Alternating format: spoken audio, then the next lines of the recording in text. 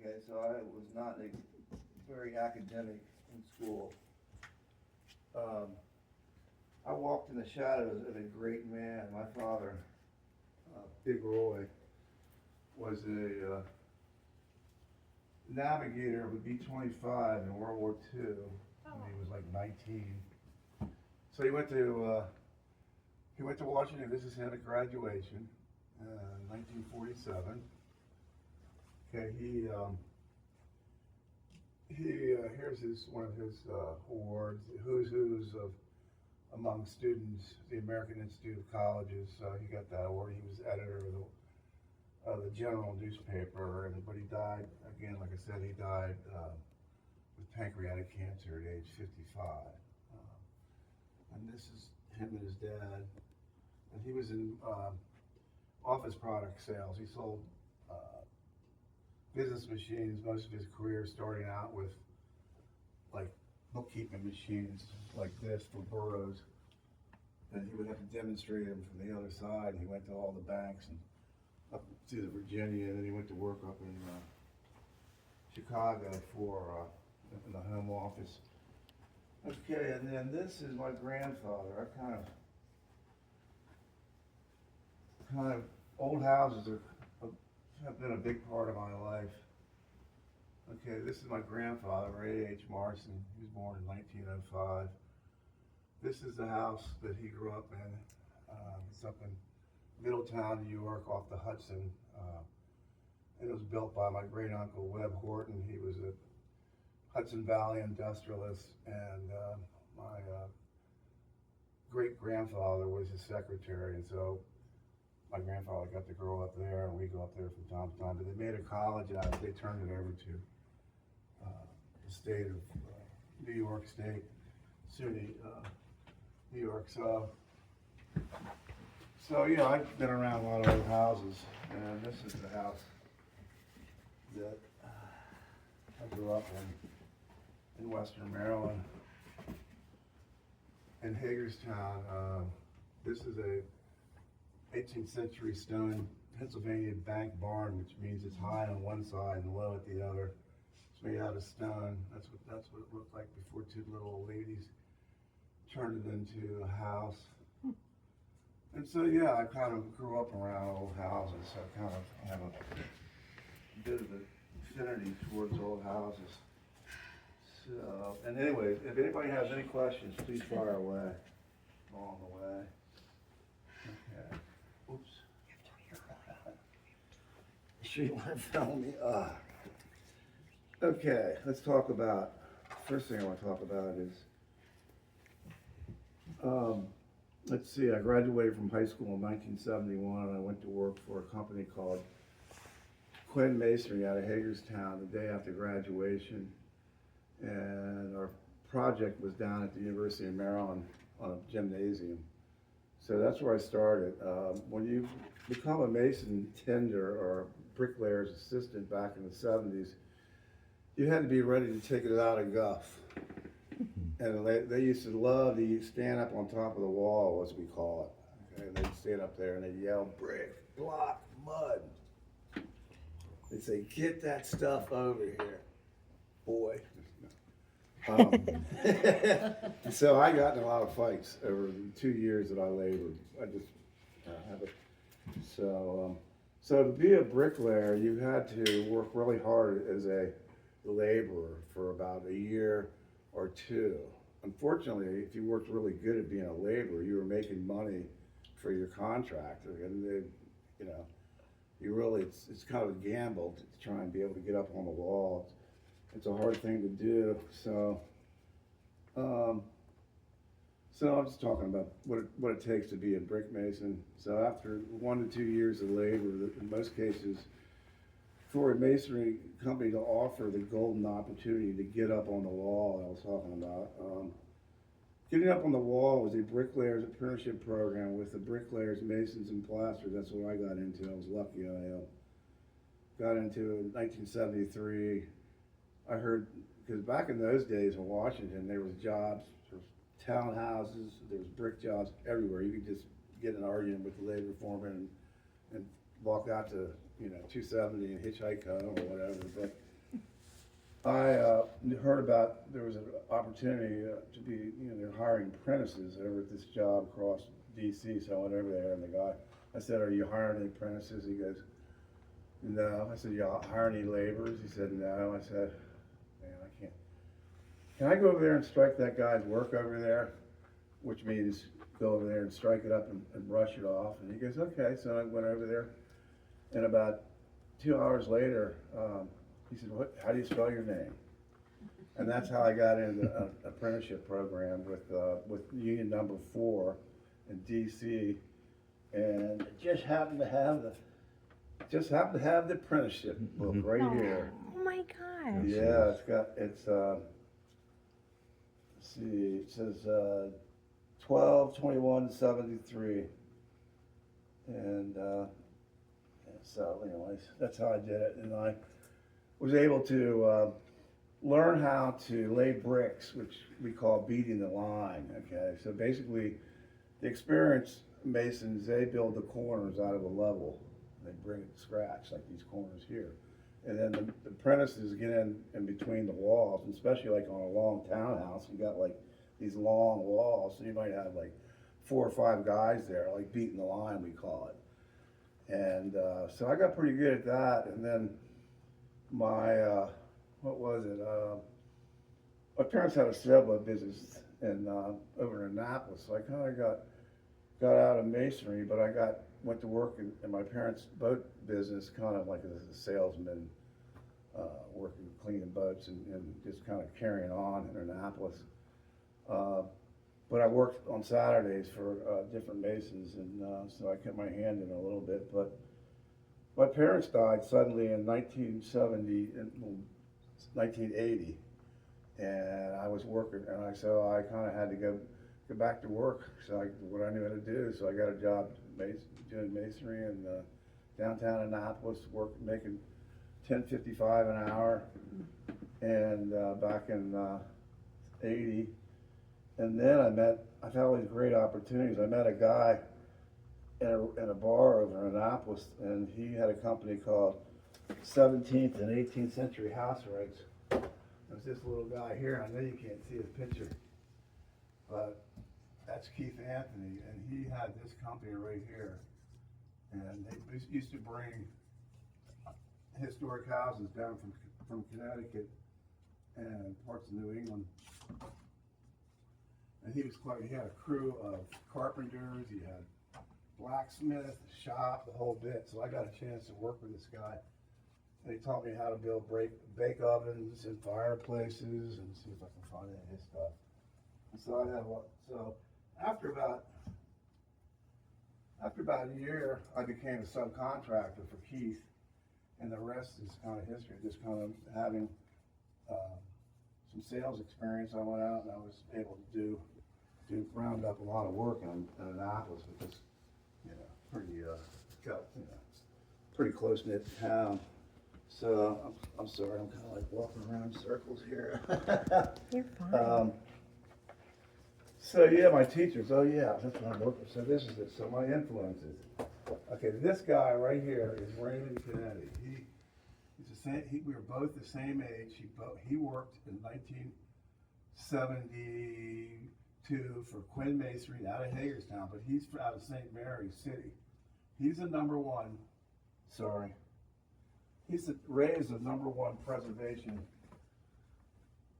stone and brick mason in America.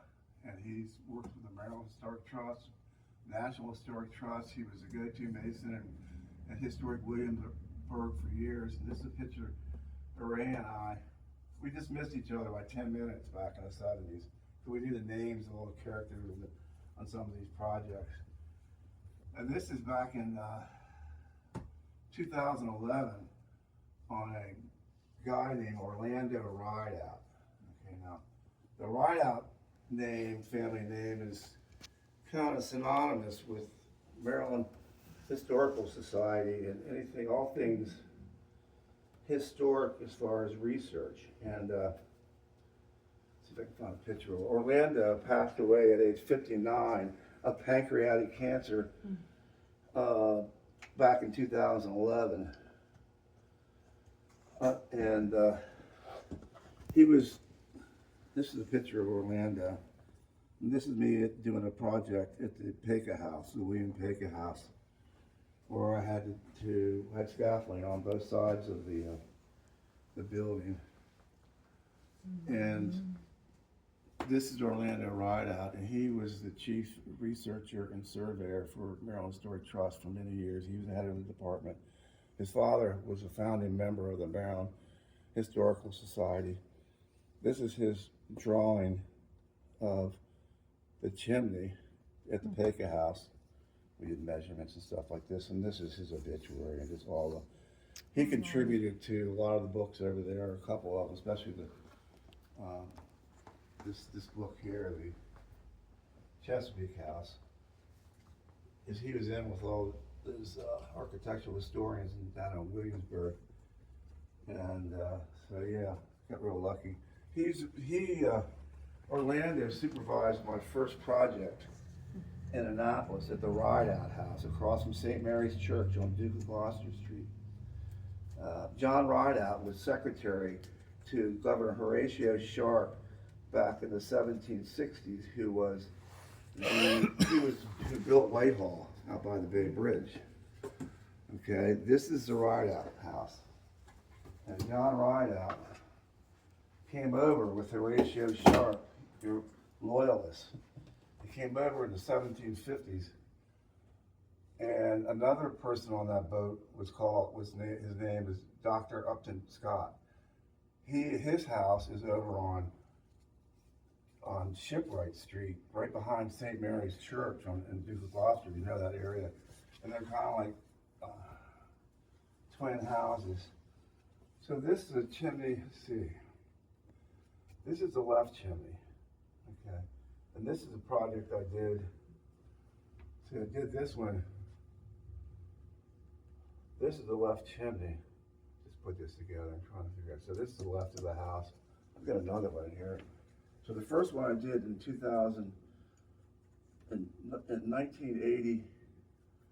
1983, I did, 1983, I was commissioned to restore the chimney, the left chimney.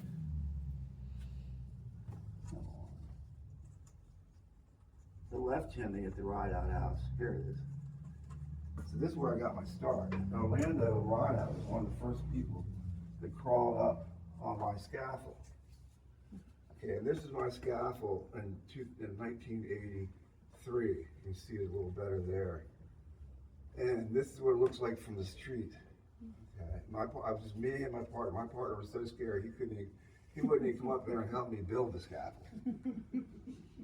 So this is what it looked like inside. We took it down like, I don't know, 5 feet, and all the interior walls between as flue walls that separate the different fireplace chimneys, they pretty much were deteriorated going down 5, so I had to build all that up, and then I had to put like a big 2x12 by 12 feet inside, kind of stand on that the next day, everything, and go out over the side. Just it used to be a little bit crazy. I would never do anything like that now, but so this is me coming back 23 years later, repointing this chimney that I did. Anyway, this is a lady that kind of got me started, and she was the owner of the Rideout House. Her name is Nancy Richards, and this is me standing with her in the front of the old Senate Chambers dedication.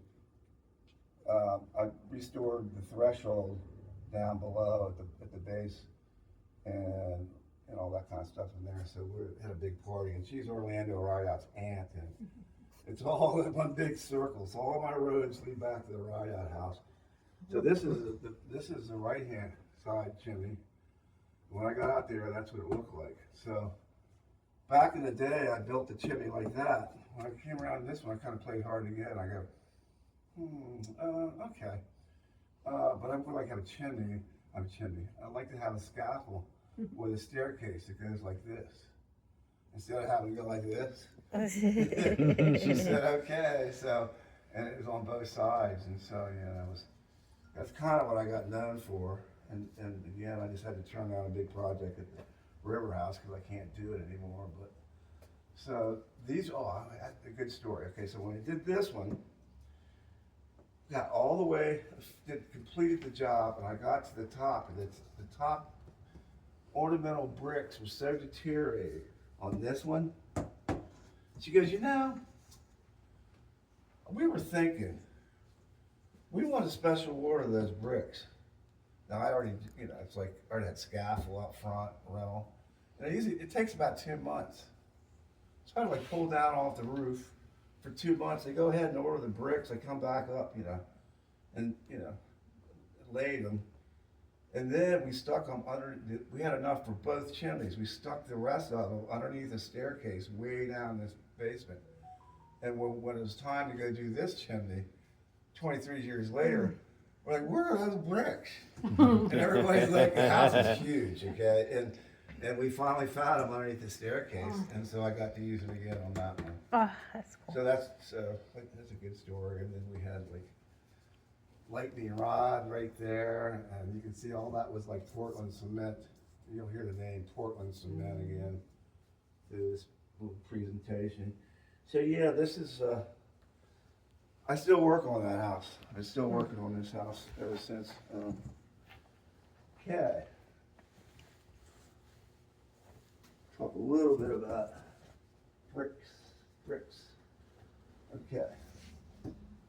A good place to start when you're talking about bricks are the Roman bricks. And I'll have them.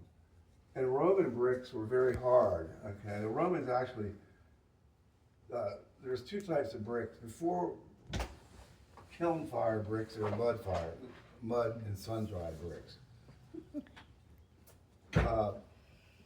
Kiln fire bricks got revolutionized about the first century AD by the Romans, and they figured out a way to make really hard bricks and mobile kilns. So they were able to make these mobile kilns, which helped them spread the use of brick making throughout the empire, the Western Empire.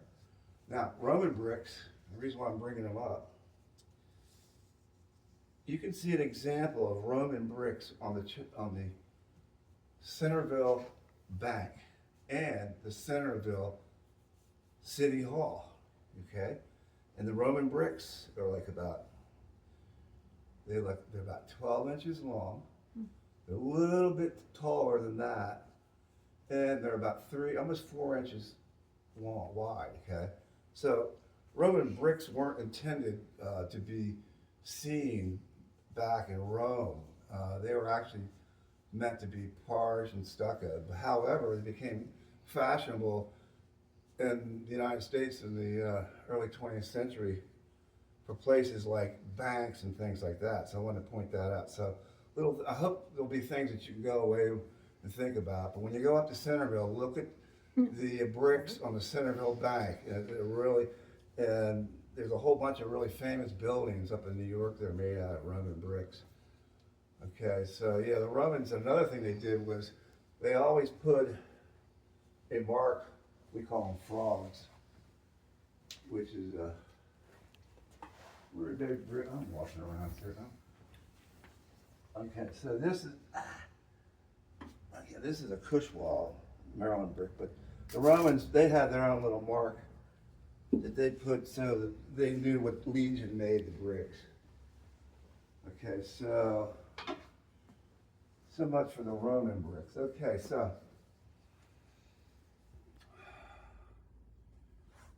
brick making, handmade English and American bricks back in the 1700s were very indistinguishable. England had standard sized bricks since the 16th century and very little afterwards. Between 1607 and 1826, the day that Thomas Jefferson and John Adams died on the 4th of July, 50 years after the Declaration Isn't that funny though? John Adams, and Thomas Jefferson died on the same day, 50 years after the 4th of July, on the 4th of July.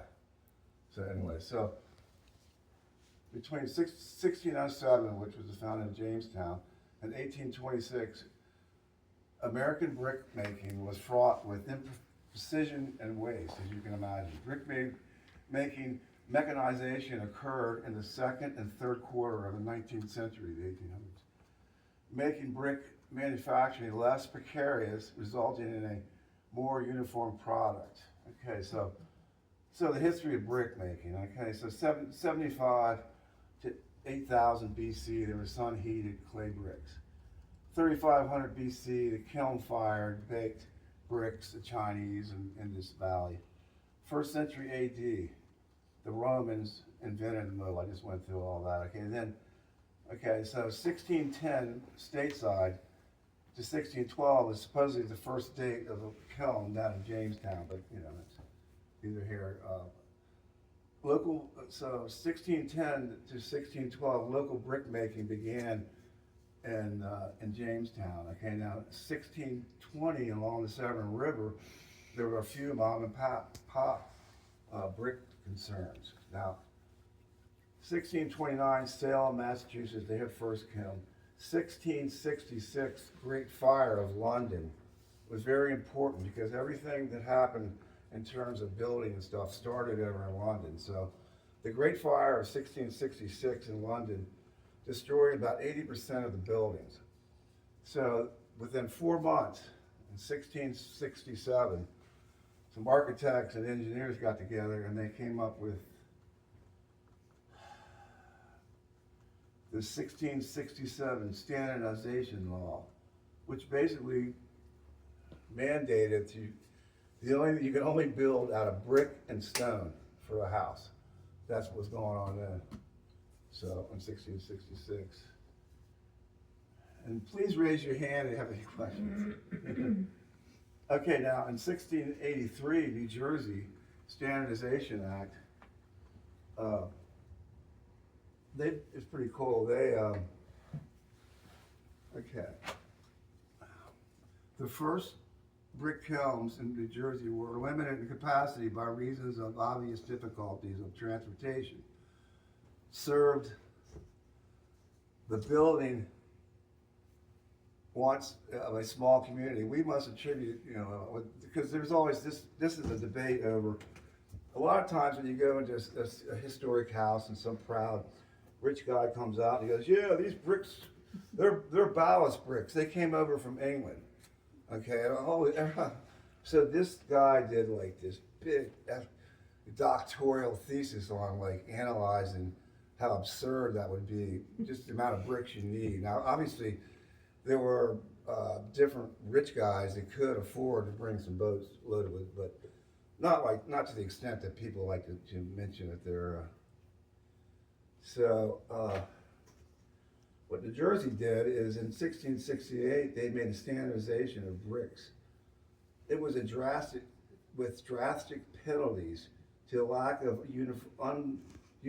uniformity both in size and quality of brick manufactured in these isolated kilns. Now, the council passed the act providing the common bricks must be in iron shod molds of standard size, well and merchantly burned. Okay, so the Burlington court appointed Richard Fenimore, this is what I'm getting to, and Francis Collins as brick inspectors, with authority to view all the bricks made in the western province of New Jersey and report all violations of the law. Furthermore, they were expected to break up the bricks which failed to meet legal requirements and return the names of the makers to the court for fine.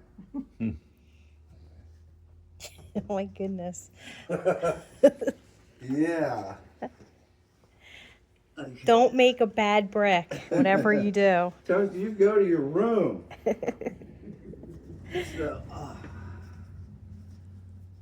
So we kind of went over, real quick. Now, Annapolis in 1690 on State Circle, a guy named Colonel Edward Dorsey, west of State Circle, which is now they call Clay Street. Okay, that's the, yeah. Well, you have College Creek, which comes up the back there, and that's where they got the clay, and that's where the brick manufacturing was done, down on Clay Street. And so Ed Dorsey had a kiln west of State Circle, and then 1760 Whitehall Brickyard, which is right along. Again, you come down right along 50, you take that right. On Whitehall Road, past the shopping center, right liquor store, and go all the way back. Well, halfway down, there was a brickyard there called the Whitehall Brickyard, and they supplied, supposedly during the middle of the 1700s, to like the Rideout House, the Peka House. They got, supposedly they supplied like 5 or 6 of the houses, the bigger houses in Annapolis, and so.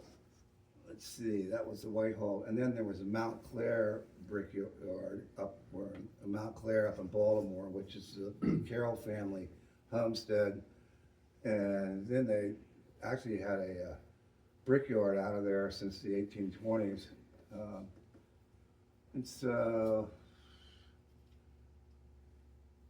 oh yeah, the 17th and 18th century bricks were made on the construction site, so colonial, sorry. I'm glad my son usually helps me on these. I'm glad he isn't here. They give you a hard time. They were made on a construction site, so colonial brick makers lived a itinerant life, moving from project to project. And then here is a brick maker. His name is John Brewer. He was a brick maker at Monticello that lived in Monticello with his wife, drawing pay, food, and other necessities. Okay, and this is a picture of the brickyard up there at Whitehall, at the top of Meredith Creek, which runs parallel with Route 50, going off of Whitehall Creek. And this guy was a former archaeologist. His name is Al Lockenbach, and he discovered it's like 6 different kilns that are right in the bed, because they have a clay deposit right there back in. I think this is 1999, we did that. Wow. Okay. And this is supposedly the oldest, one of the, all these people got the oldest brick house in Maryland. This is Holly Hill. It's down in Friendship, Maryland, and it is considered like 1680 or something like that. But I've been working on and off for a while, and there's some of my crazy scaffolding. And then there's a brick right there. It says, has initials. It says 1796. Wow. But so let's move along. I'll just show you my projects, and we'll talk about some. I think we'll talk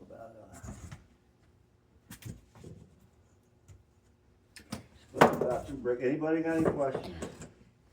I have a question. Go ahead. So because the soil, like in this area, has so much clay in it, that's kind of why everything's brick here?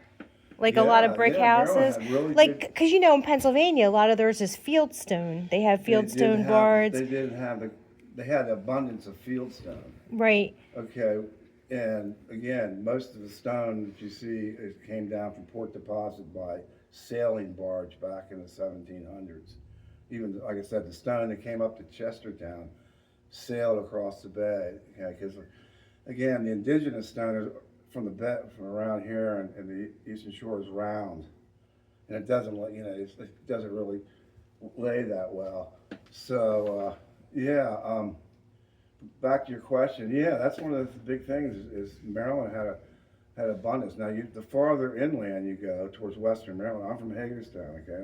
There's these stonework all over up there, because that's limestone. Limestone, okay. Okay, so while we're talking about it, let's talk about mortar since we're talking about limestone. Okay, most mortar mixes throughout time and different architects like Roman architect Vitruvius used to write down mixes, but mortar is basically the lime and sand going back thousands of years. And then before that, they had all kinds of gypsum and things moved in with it. But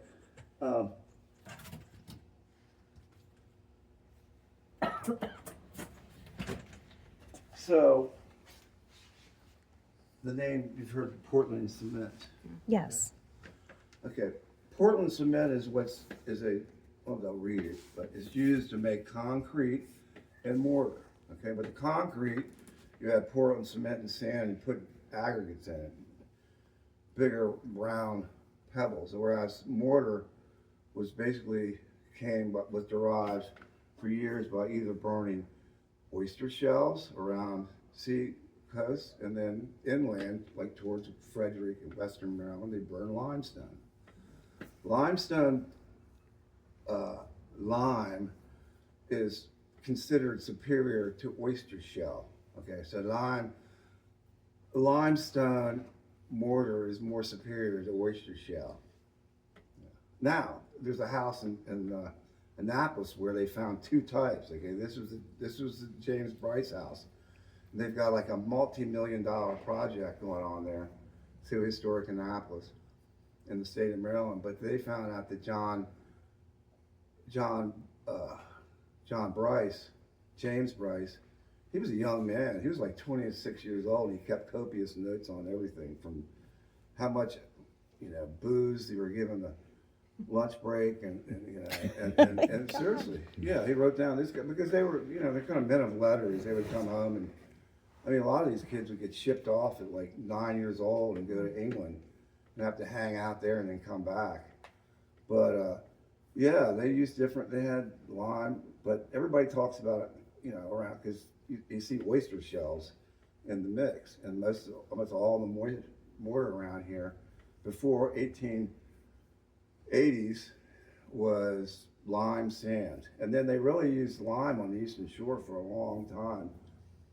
And they would add a little Portland into it, and then you got more and more Portland. They got away from adding lime, but so Portland cement is basically this guy named Joseph Aston. He's a British bricklayer. He heated limestone and clay to create a durable, water-resistant binding agent named for its resemblance to the Isle of Portland stone. Creamy white color was the material that inspired the name. Masons favored it. It was a free stone, could be cut and carved in any direction. And then I have, like down here, is different little bits about, like George Mason. George Mason, when he built Gunston Hall, he wanted no clay added to the mortar of his home. Gunston Hall, built in Fairfax County, Virginia, in 1758. When I build my house, I want at pains to measure all the lime and sand, as my mortar was made up, and always had two beds. Two beds. Okay, now a lot of times with the beds, they would be like, they'd have one bed and they were mixing, because sometimes they'd add pozzolans or ash and stuff like that. So I'm sorry. Okay, so two beds, two beds. One for outside work, which is 2/3 lime and 1/3 sand. It is easy measure to any tub or barrel. If you have any pit sand out of your cellars or well, it will make your mortar much tougher and stronger. Next to pit sand, the river sand on fresh water is best, and the sand in the road worst of all, as being very foul and full of dust. So this is James Mason saying this, George Mason. I want by no means put any clay or loam in my mortar. In the first place, my mortar is not near so strong, besides from it being of more soft and crumbly nature. It is very apt to nourish and harbor those pernicious little vermin, the cockroaches. There's basically, so there's two types of mortar. There's hard mortar, which is contemporary mortar, and there's soft mortar, which is anything that was pretty much put in a wall before like 1880s. Problem is, historic houses, the walls need to breathe, okay? And the soft mortar allows for that exchange of moisture, because a lot of times you have rising damp from, you might have a void between the foundation, and you could have water pockets going all the way down. Well, you could also have a puddle down below your footer of your historic brick house, and that capillary action can pull what's called rising damp. It can pull the moisture up like 2 stories above the windows and start rotting the plaster out in certain areas. So then you have a lot of moisture coming down from the top. So soft mortar, I spend a lot of time now, since I can't do hardly anything like, climb scaffolds, and I do a lot of repointing. Ideally, it's like this level, and I can sit on a bucket. Come on, laugh. Come on, laugh, man. Most of that stuff that you have to tell the homeowner that, that you have a moisture problem here, and it's probably going to come back. And most of the problems aren't cost effective to redirect the water or the moisture or whatever. So just, from time to time, go back and repoint it with soft mortar. The Park Service had mixes for years, and their mix was always sand. You could have white sand and mix them together in different cups. There's basically sand, Portland cement, or sand, lime, and a dash of Portland cement. Okay, and that was the Park Service mix, and that's what people used for years. And the preservations, they kind of got, we were talking about how people cut and paste and start, like moving like information. They're not really doing no research, and they'll see something and they'll cut and paste it. But the preservations really went hard on the soft lime mortar, and the preservationists wanted 100% calcium lime mortar on that place. Okay, and again, I work on all these museums and NHRP houses, and you want to follow what they do, but again, I follow Ray Canetti. Okay, he was the guy. He was the dude down in. He's the guy that everybody goes to. This is him. This is him at the White House. And so, to make a long story short, I was doing a project down in Charleston, South Carolina, about 6 years ago at a place called Miles Bruton House, right on King Street. And Ray had been there. I'd heard through the grapevine about some of the people from the Historic Trust and stuff that worked there. But anyway, even he says, put a little bit of Portland in there with that lime. Okay, instead of 100% lime, put a little bit of Portland in there. Because again, it's a moisture problem. You just don't want it so hard that it's going to jam up the exchange of moisture back and forth the wall. Okay, this is the Y House. And this is the front steps to the Y House. And it's out in Bruss Island Road outside of East End. And our job was to basically take the front steps up. And they were made out of stone that the White House was made out of. It's called Quiet Creek stone. And here's some of it. And all the graveyard stones in the White House graveyard are made out of this Aquia Creek stone. It's a little, when you go down 95, it's right at the top, coming around the belt, when you're going down 95, there's a little, says Aquia, Virginia, Aquia, A-Q-U-I-A, and that's where it is. That was George Washington's quarry. Anyways, this job, this is the back, and this is the front, and we took basically each stone, and we took them down to his shop in St. Mary's City. And he had him up, he's a stonemason and carver. He went to Italy and studied in Michelangelo's studio, one summer. So, he's something else. You can see him putting a Dutchman on here, putting in different plugs and stuff. But, so I met him out here at the Y House. He had been in a bicycle accident and was in traction. And the other mason from Easton kind of messed up a lot of stuff out here called the Orangery. Is anybody familiar with the Orangery? Okay. And I got called in there and I never met Ray. And this is the orangery. It's this building right back here. And it's a brick greenhouse. And there's actually a billiards table, a pool hall at the very top. And a famous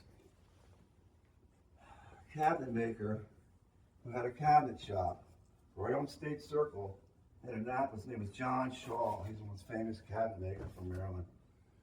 And here it is. And that room up there has a billiard table that was made by John Shaw, and it's up in Winterthur in a room. Oh, wow. Okay. And the Tillmans, and they're actually, either the Tillmans or the Lloyds, they're Tillmans from Centerville, Richard Tillman, but they're all interrelated.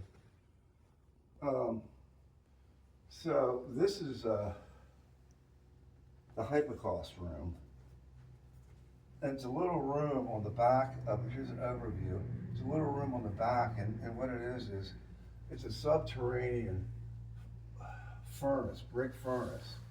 Works on the principle of, it's back here. It basically works on a principle where it's like a Russian stove. You build a small fire, hot fire, and again, that's the grade. The grade's like right about, see the grade's like right, well he's a little bit below the grade, but you build a fire and what happens is, it comes through and it goes through the channels on the outside of the building, taking the heat out of the air. And it goes through walls and goes back up. And so I was out there restoring it and I said, wait a minute.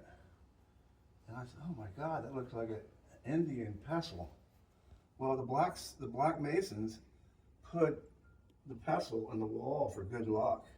Because they're the ones that, you know, a lot of these beautiful homes were built by black masons. And a lot of the houses wrote the names down of the slaves, like, you know, the White House, they have this big library full. And this is the pestle right there that I found stuck in the wall. You can see it right there. And this is, they got it in the house now. I think that's bad feng shui. They should let me, you know what I mean? Keep it out there where it was. So, anyway. You know, it's funny, I've been seeing videos where people that are building greenhouses are actually doing those furnaces for the greenhouses, just running it all the way around. Yeah. Just keeping a constant, they're building them like subterranean to greenhouses, like the majority is underground. But it's almost like a bench, it looks like, that's running around. Like an aqueduct. Yeah, exactly. It's Yeah. pretty cool. For heat. Yeah. For heat, yeah. And the way it goes to the walls and it goes back up. But it uses like a small amount of wood in That's it. it. Yeah. That's it. Well, that's how. Almost like a rocket stove, if you think about it, the way a rocket stove works. How does a rocket stove work? Same thing, small amount of wood, small opening with a draw. That's Yeah. it. That's it. But it doesn't Yeah. require a lot of Well, you know, wood. if you were to Google Russian stoves, it's kind of the same. Russian stoves is a very small firebox, and people sleep on them, you know, in small, and they basically have funnel, you know, they go through the wall and then they go out, and that keeps just the small fire, the radiant heat from the bricks getting hot is enough to heat the room. And one of the kids that works at the White House, he's a project manager, the farm manager, and he's from Russia, and he had one of those. He slept on top of them. But if you Google Russian stove, you'll see a lot of them in Europe and stuff. But So one more thing with the mortar.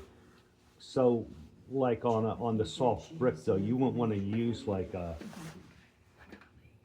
no, you like want, a heavy like more Portland in your mortar, because won't that affect? well, you don't want the it brick? hardly brick. Okay. Yeah. I don't, on a lot of projects, I just use 100% calcium lime. I get it from US Lime. A lot of my repointing, I don't put any, but if I'm going up on a chimney, okay, if I'm gonna do up something real high, what's really hard to get to, I'll put a little bit of type N mortar usually in the mix, as opposed to, you know, all Portland,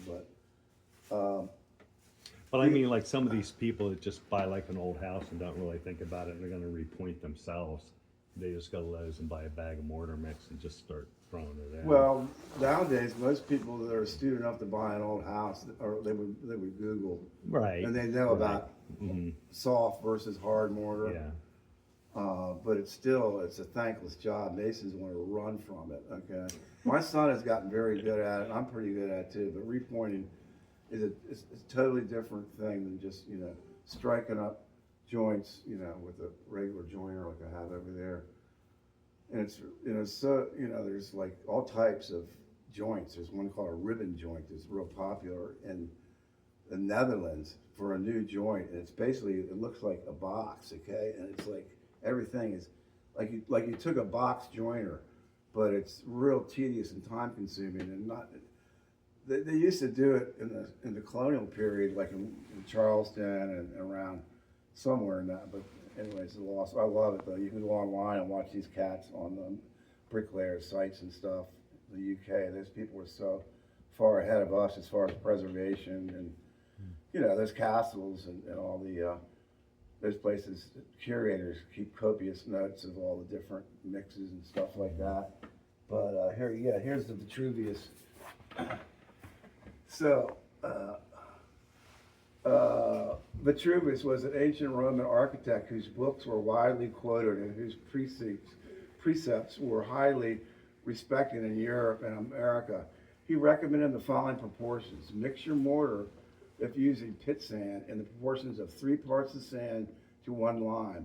If using river or sea sand, mix 2 parts of sand and 1 part lime. Further, using this river or sea sand, the additional of a 3rd part composed of burnt brick, pounded up and sifted will make your mortar of a better composition. And I see, like, a lot of this is kind of a boring subject to a lot of people. Not at all. Yeah. It's fascinating. But anyway, so this is pretty much the technology of lime production. The lime cycle. So you got limestone, chalk, oyster shells, etc. It's called calcium carbonate. Okay, then limestone is burned to make quicklime. Okay, and then quicklime is pretty much powder. Quicklime is slaked, which is water is added to make putty or dry hydrate. And then the lime aggregates are combined, mortar, and then you get mortar. So anyways, I know that. But this is what a lime kiln looks like. And sometimes they do them on the side of a mountain or side of a hill. But they burn a fire underneath it and they put all the chunks of lime and oyster shells in there and let it rip. So, okay. Any other questions? All right, let's go to, all right, this is Tulip Hill. Tulip Hill is just before you get to Galesville, down Muddy Creek Road, South Anne Arundel County. And it, 2011 was hard on the chimneys at Tulip Hill. So, see, so when I got there, you can see that, let's see. You can see how deteriorated that chimney, that's the kitchen chimney, way back down over there. Oh, you're fine. You're fine. I was just gonna get a picture of it. It's crazy. Yeah, so I had to pretty much dismantle these chimneys. They're like Arc of Triumph chimneys, which resembles, The arch. French. They're beautiful, right? They are. Wow. And so I had to take those down below the roof line, 1 brick at a time from a high reach, throwing them out into the front yard. Now, Did you use those bricks to build it back? no, I Different never, bricks? on all historic houses, I've never used the original bricks. I had the Maryland Historic Trust breathing down my throat. We decided on a brick. The center part of this building is 1750. The wings and the hyphen are like 1780. This is on a drastic hill over here, so when you, like anything else in brick, when you do a patio, whatever, you lay the bricks down first and see and space them out and see how you know they're gonna fit back together. And so it's just step by step, and I was able to. So the front yard. This is the front yard of Tulip Hill. That's Tulip Hill up here. This is 1 mile to Ten House Creek, which is Galesville, Maryland, right on the bay.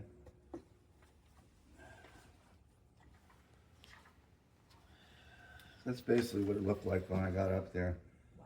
And I'm like, I'm like, mercy. Well, I did it by the hour. Oh my gosh. They're still thinking about that. They paid you that much back in the day when they built that thing? No. This guy, they just bought the house. Yeah. Chimneys take the hardest Yeah. hit, right? Yeah. Yeah. It was really, you know, came up through Washington and it hit the National Cathedral. Remember that? It hit all those places. Yeah. So The this is highest just point. process of rebuilding it, taking it down. There was a pent right here, right there. What I did was I put some 2011 dimes. This one had cracks on it too. You can see what it looked like with the cracks. You can see the cracks down there. Wow. So that's one of the chimneys down.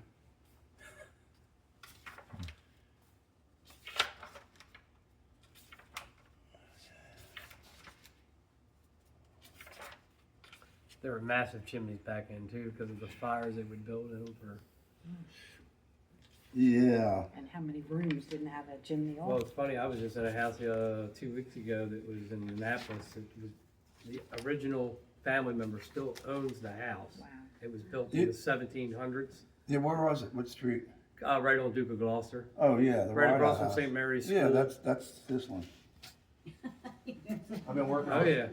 Yeah, I've been working on it for. It got, for Annapolis to have 10-foot basement ceilings, or. Oh yeah, that was the one where the bricks were underneath the steps. Correct. Yep. And Stone walls. yeah, did you go out back? No, we were in there because they wanted to put air conditioning in, and we refused to put air conditioning in.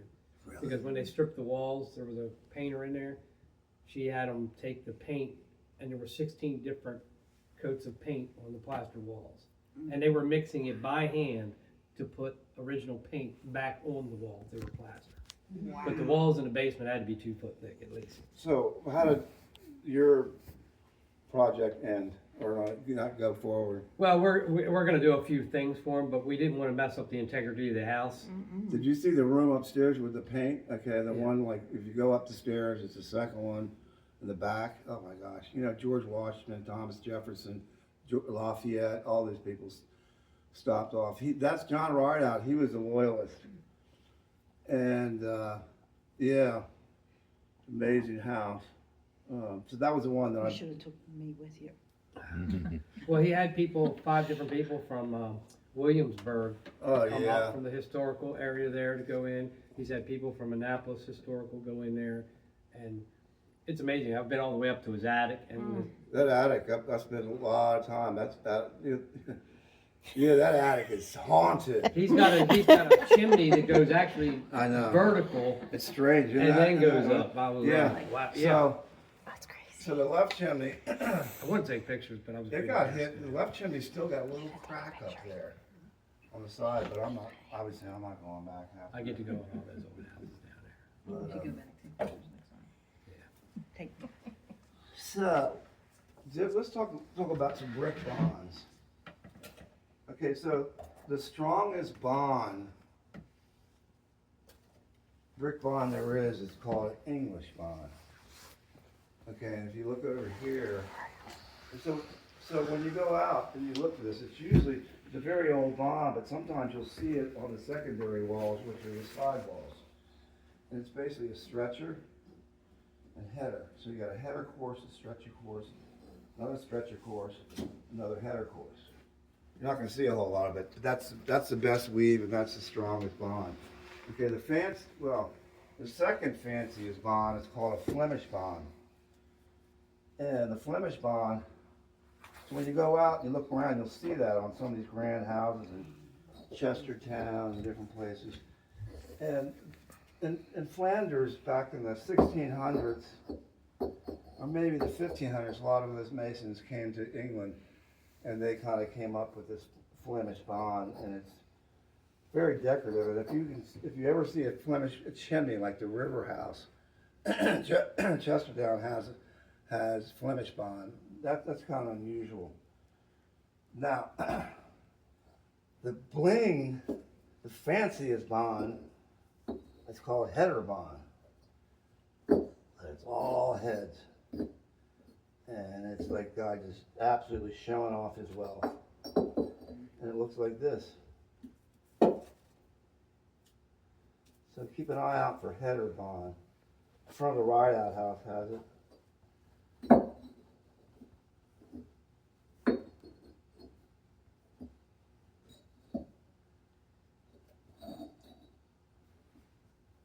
Need a lot more bricks to cover that. Took a wall though. A thick, yeah, a very thick wall, but still. It's a thick, That's why it's a rich people's wall. and it's not, you can know, it's not as structurally, because the shears, you know, as opposed to half over and that kind of thing. Okay, and then, okay, so when you go out, I know you've seen black headers on some of the older brick houses. Just the heads are black, okay? And that's basically from this process called glazing, where those bricks were the closest to the kiln, and they kind of turn brown to black or blue. Now, depending on what kind of oak you had, but some of the real pretty ones are blue and green. Now, there's a house outside of Centerville called Walnut Grove. It's on Reed's Creek. It's like 1680. It's a real little teeny house, but it has the black headers on it. And so the next time I come, I'll have this with little, I'll have a projector and that kind of thing. This is what my goal is, but I have pictures of all those kind of houses. But yeah, so Orlando Rideout, the surveyor, chief surveyor for the Maryland Historic Trust, at the time when he passed away in 2011, that was one of his favorite houses. You go out, it's out of Recovery. It's going out by the 4-H park. Just before the 4-H park, you take what is that road? Going back to Reed's Creek. And Reed's Creek is another place, historic Reed Creek. That was built in 1774. And so the guy, the Pratt Mansion over here in Ruthsburg. Roosburg. Love that house. You know that. I You know that house. I love that you know house. That's been one of my accounts for years. And, Oh my God, it's yeah, beautiful. It was called the Alms House. Yeah. And it was, come here. Oh, you want to go There back? it is. There you are. Okay, so. Okay, so when you go by Roosburg, you look over and you see this big house, and you can actually go online and they have, when it was the Alms House, had like people like on cots and stuff like that, but it is very haunted. The police are afraid to go in there. There's all kinds of strange things going on in there, but anyway. My job was to take the chimneys down below the roof line and rebuild them. And I had Orlando Rideout from the Maryland Historic Trust supervising it. We had an engineer from Annapolis came in and looked at it, because one of the big problems was down in the basement. They had a big tall basement. Probably about 100 years ago, they came in there and they dug out for a furnace. Oh, shit. And when you dig out, it displaces things. Okay, like the Charles Carroll house on back of Spa Creek in Annapolis, it's on a big slope, so the house is kind of going downhill. Anytime you cut something out, so this chimney was like, this chimney might have been this one, was leaning way over and had a beautiful superstructure of post and beam in there, but it was like pushing the whole frame, the whole roofing framing over. So anyway, I took it down below the roof line, and this one side was all filled with bricks. And so it's just, and then this is the kitchen. Now, when a lot of these old houses, the kitchens always look older than the main part a lot of times. Okay, so so the guy named Wrightson in Grove. Wrightson is, I guess, is the guy that has the house up in Centerville, which is the historic house, which I just had to turn down to do the chimneys again because I can't get anybody to help me. Another story for another day. But anyway, so this is a very sought after fireplace, and the Maryland Historic Trust has been trying to get out a book for Queen Anne's County, which has an incredible inventory of historic brick houses. They were supposed to get one, and it was never delivered. Orlando passed away before he finished the book. So now they're running around all these different places trying to get information. But this is the Queen Anne. This is the Talbot. Now, if you're from Hagerstown, you say Talbot. It's Talbot. This is their inventory, and then of course we have. Hello. This is Michael Bourne's book on historic Kent County. Okay, and this has Kent County has more amazing historic brick houses stashed all over the place, and they all have 2-mile driveways that say no trespassing. You know, so I'm always out there trying.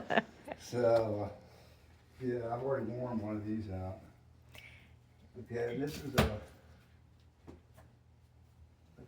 is It's better to ask forgiveness than permission. Oh, is it? Okay. Yeah. Unless you get shot. You don't ask for nothing Take then. your chances. How much is it worth? Right. This is I've never just a seen that book, one. a Georgian building book. Everything starts in. So color washes England. were real popular throughout, 1600s, 1700s, the 1800s, because it helped tie, additions, faulty masonry together. Okay, now London, a yellow wash is very popular in the middle 1700s, and there's 5 historic brick houses in Annapolis that were painted with that yellow wash. One of which was, but washes come off within about 70 to 80 years, and sometimes you can't tell. So if you want to, something fun, but when you're looking at an old house, always look up around the fascia of the soffit and see if you can see anywhere there was lime, paint, or anything like that. And then look at the mortar joints, and you can see, if you look at the joint, sometimes you can see a color in there. And if you go around, you say, yeah, this is, you go, yeah, this house is once completely washed with a lime paint. They're like, what? Same thing with the Hammond Harwood house on Maryland Avenue. So I took the chimneys down below the roof line and rebuilt the one on the back. And this is Tulip Hill, so I got to rebuild those chimneys. And this is about that one. Okay, my house. We got all those. All right. So, do you have any questions right now? So, I have a question. Yeah. So, I noticed when we were in Charleston, and that's like some of the oldest brick houses, right, in the country. Am I mistaken there? I don't know. Well, I mean, They were older. They were like from the 1600s and. Not many. Did you see how many you saw? In Charleston, Yeah. there was Maybe a a couple. few, yeah. But I was just curious. They're still pretty old, though, right? At least from the 1700s. Oh my or, God! There's Yeah. historic houses all over the place. The whole town is like just amazing. But we noticed a lot of them are painted. I know, and I used to have a problem with that, and they're What- doing it in Annapolis too. I don't have a problem anymore. Some brick needs to be painted. And some I brick, mean, like with- like anything else. With ours, like it was already painted, so that's Yeah, why we yeah. went with it. Like I would have probably never painted it had it not already been painted. But like, like I was curious, like Well, a lot of why? them, the ones you think, that weren't painted or color washed with lime, the yellow ochre or whatever, they were. Again, a lot of them were, and to my surprise, geez, like the Bryce house yeah, so color washes. Here, I'll read a little bit from the Chesapeake book, which is, Okay, you need to get that for your library. okay, Okay, I'll be so, on my list. okay, Architecture and Social History by Carrie Carson. These guys are archaeological or architectural historians from Williamsburg, the ones that wrote this book. Put it up there. The book. This is my second copy. Oh, there's the Upton Scott House in Annapolis, which is like a sister house to the Rideout House. Anyways, this is the book. And let's see. This is kind of interesting.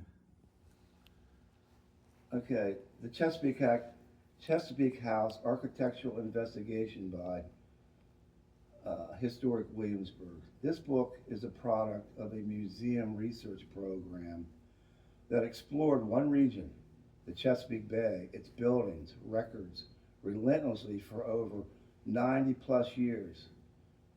And then there's a thing called the NAPS, which is which was a survey that was done in the 30s by the federal government of all the houses, historic houses, and the architects got involved in it. It's called NAPS. Chesapeake architecture is now the most exhaustively studied 17th and 18th century building tradition in North America. Not even New England has so thoroughly pored over and analyzed. Okay, this is kind of interesting. Architectural preservation scholarship. Every scholarship has a moral center. Eventually, compelling new truths tarnish the old traditions and ideas, and scholars move off in directions that realign with their work, with their changing values. In the past, architectural history was an activity that sorted buildings into styles, traced those styles back to old world precedents, and judged the worth of an individual structure by rules more appropriate to a beauty contest. Okay? So these guys are like, once out on our own, these are like the guys that wrote that book. Once out on our own, our generation lost no time professing its atheism to the elders' faith in the primacy of truth and beauty. The architects of this book see architecture as an instrument of social politics with a small p.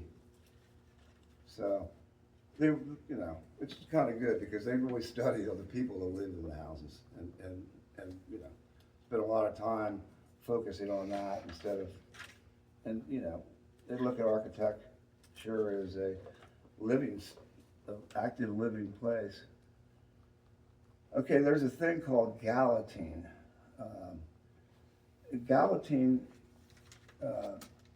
is, you'll see it in Annapolis in some of the more historic houses, but Galatine is basically, you can see it in Windsor Castle, it's basically the masons would stick chips of like flint and different stones in the mortar joint. Sometimes they would do it to reduce the size of the mortar joint. You can imagine that. And then they would do it for decorative, but it's was something that the Southeast Anglican Masons from the UK, that was one of their characteristics, and it's a big thing in Annapolis, these gallets. And most of it has been recreated, and it's not original, but I'll read it real quick. Just another thing to look for, if you ever go to the William Paca house, And, you know, the ride-out house has it in the back. But the French word gallet, pebble, has been adapted to mean the insertion of small pieces of fine knapped shards of flint, pebbles, or fine chips of stone that went into wet mortar to fill the uneven gaps between the stones and reinforce the soft lined sand mortar, and mostly as a decorative effect, but not to everyone's taste. The term is mostly used in England with other names such as garneting, penning, cherry cocking, and clinting. Galleting is seldom used on brickwork, a common technique in southeast England dating back to 800 to 1,000 years. At Windsor Castle, built in the 11th century at the end of the Norman invasion, existing gallets were salvaged and reused for the ongoing restoration. I just thought I'd bring that up. It's just one of those kind of things. It's interesting. It's not like I got a phone call from a cousin of mine who's actually the same age as my oldest son, who's 52. And he's well-to-do down in Charleston, the historic district, and he had this house that he was raising in the historic district, and he wanted me to come down and my son Trent to do a bunch of work. And so even like down there, you really get to listen to the tour guides. And you're working and you hear all the stuff they're saying. Well, this is one of the things the Annapolis tour guides, they always go on and on about the gallets, little galleting. Okay, and okay, this.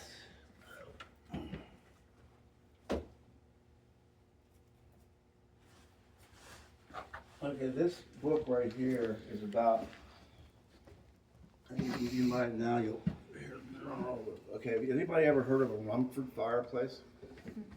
Okay, all right. Okay, Rumford fireplaces are basically fireplaces that have very shallow, they're like about 16 inches and they flade on the side, but basically, you know, fireplaces are the most ineffective way to heat a house. I've built many of them, and to date, I've never known that I built one that didn't work, but so this guy named Benjamin Thompson, he was a loyalist during the Revolution, so he decided he was going to go to England. And he went around England because he was a member of the Philosophical Society with contemporaries like Benjamin Franklin and some of the scientists of the day. And he went around England, around Europe, fixing some of these drafty old fireplaces. You remember how they were? They had the, smoke everywhere. And so he got knighted by the Queen. He took his name after his wife's hometown in Rumford, Massachusetts, but his name is Count Rumford. And so basically, he came up with, as a fireplace builder, he came up with all kinds of very really cool designs on how to make a really effective fireplace that put out heat into the room, okay, as opposed to drawing it up the fireplace like they all do, suck it up there. So there you go. So you learn about Count Rumford. Okay, there's another thing called a queen closer. Okay, it's a brick piece that goes right here. Okay, it's a little piece on either side on this English bond, and it's the size of brick, and it goes right here on a Flemish bond. So if you ever run up on any bricklayers, say, "Hey, you know what a queen closure is?" Say, "Get out of here, man." But yeah, I'll have silly stuff. Yeah, so this is the White House stone carvings, and my friend Ray Canetti, who was a stone carver, he gave me this book. But one of the interesting things is all the masons, every mason had their own little signature, a little mark. And these are the marks of different masons at the White House back on one of the last restorations. Wow. Okay, and then there was a George Washington stone yard. Okay, the George Washington stone yard. Here, George Washington's stone quarry, I mentioned Aquia Creek Quarry,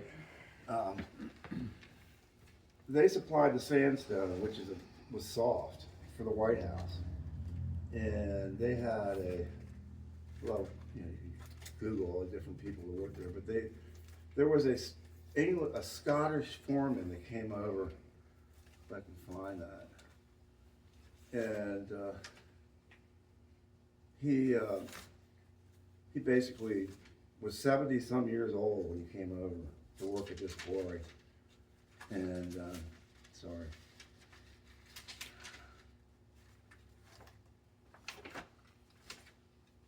All right, I don't have that. Let's go back to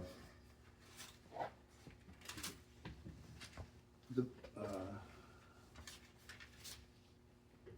okay, back to the social aspect. Okay, so because I work at the White House, and I worked there for 16 years, consider myself Frederick Douglass aficionado. And you can see I have a lot of books, and I actually worked on his other house over Arundel on the Bay years ago. Did a little stonework there, but so yeah, anybody that can read Frederick Douglass books without getting tears in their eyes, they got something really wrong with them. But anyway, so when I go to these towns, I kind of like want to find out. You know, I Google just.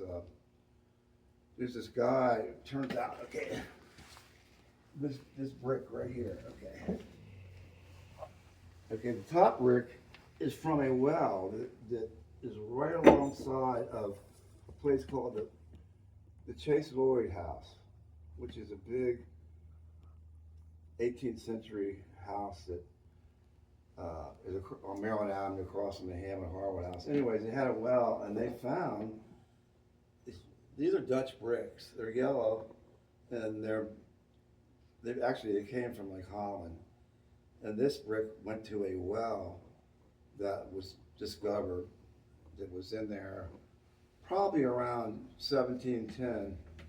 But anyways, the remarkable thing about it is we had a black African royalty lived at a little shanty on that property for maybe about a year, around 1730. Now, his name is, if you were to Google the first portrait of an African slave, you'll get this amazing portrait of this striking black guy. His name is Auba Suleiman Dalio, aka Job Ben Solomon. First portrait known of American African slaves. Okay, British judge Thomas Blunt wrote through another slave acting as an interpreter. Anyways, somebody discovered him. A lawyer went over on the Eastern Shore and saw Job. He changed his name to Job. And bought his freedom, went back to Annapolis and raised some money and bought his freedom. And then Job came back to Annapolis, and he was hanging out around there on Maryland Avenue. But if you get a chance, do it right now.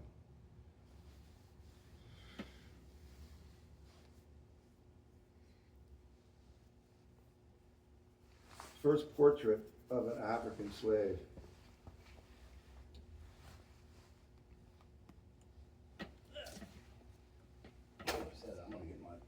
Let me get this up.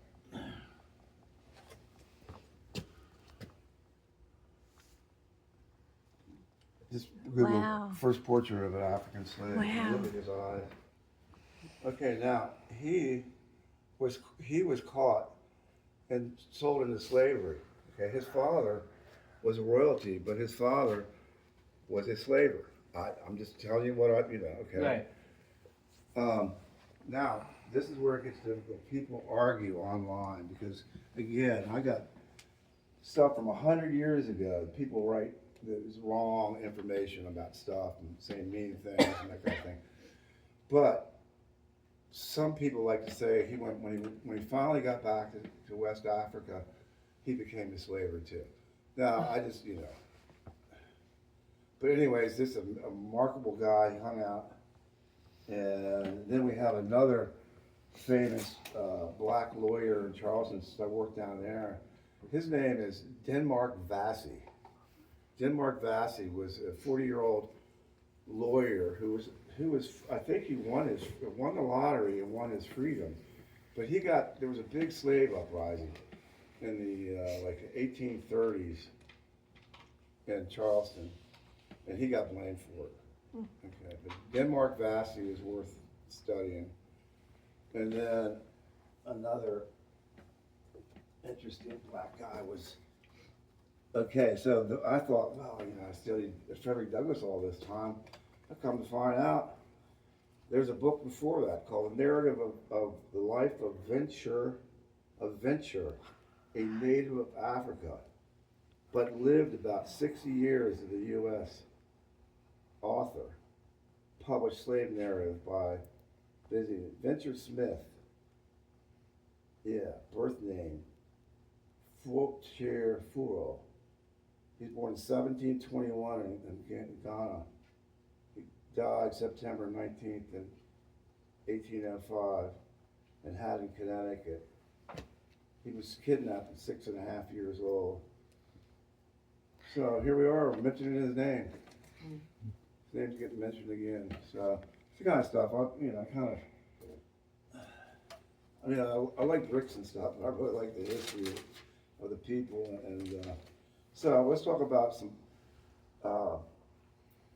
maintenance issues. Okay, historic brick houses, old historic houses, say before the Civil War, take on during the rainy seasons gallons of water. Okay, so there used to be a big popular product called Thompson's water sealer that all my customers used to use, and then preservationists came up with, they changed the name to water repellent, and this is what most people use on their brick houses as a water sealer. It's called siloxane, and siloxane basically changes the chemical composition, blah, blah, blah, blah. Anyways, that's what people use, for that. And then another thing is effervescence. Does anybody know what effervescence is? Is that white Yeah, white yes. stain you see on brickwork and stuff? Yeah, that a lot of times that has to do with the acidity in the mortar, okay, and the air and the bricks and stuff. And even when I rebuilt that chimney at Tulip Hill, the Arc of Triumph, even I guess the next spring after wintertime will bring it out. There was a whole bunch of it on the inside, but eventually it goes away. You can wash it off.